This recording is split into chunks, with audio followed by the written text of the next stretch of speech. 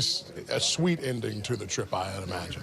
Yeah, very sweet. Being able to come out here and get a win is really special. We didn't want to come out of here 0-2, so happy to get this win and move on to Phoenix.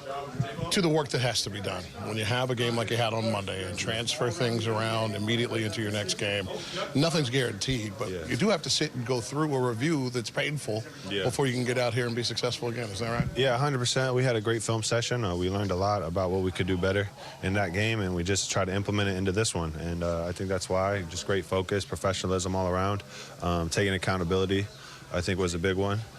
And we came out here and got the win. What was most important, and that's down the stretch of locking this thing down and getting the win? I think just collectively just getting stops and getting shots on goal and pushing the pace in transition. We knew they were a team that didn't want to guard in transition, so, that was kind of our game plan, just to move the ball up and down the floor and get great shots. All right, thank you. So let's turn it into a thing, huh? I mean, tonight, that was a better late than never situation. It was pretty non-existent through 3 quarters, so I figured it had to come around at some point. So just kind of kept on letting it fly.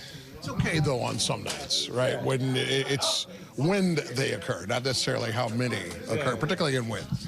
Yeah, I mean, honestly, as long as we can find a way to win, that's obviously bottom line what's most important. So, yeah, it was a good fourth. Obviously, just felt like we had good activity on both ends. Made it kind of difficult for them to guard, which was good. What was the best thing that you felt for the team overall, for the resurgence defensively from what happened on Monday to today? I just thought we were super active. I don't know exactly the stats, but I felt like we had a lot of deflections, steals.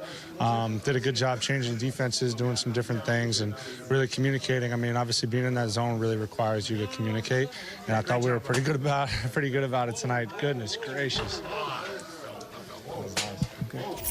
Happens to a certain point. It's what happens going forward. Obviously uneven shooting for you, but in the fourth quarter, you, Duncan, the team came together. What was it like when you finally, in the fourth quarter, hit that groove and were able to get that foot on the pedal and put it away?